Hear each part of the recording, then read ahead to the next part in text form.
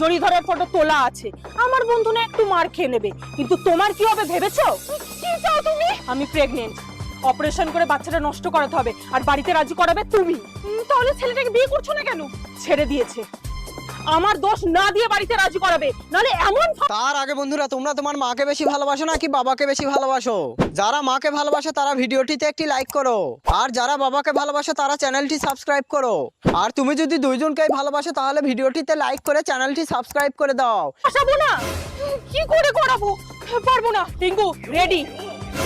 মা, ঠিক আছে ঠিক আছে। ঈশা মা, এগুলো তো লজ্জা পাওয়ার কি আছে? আরে এখনকার দিনে এসব নন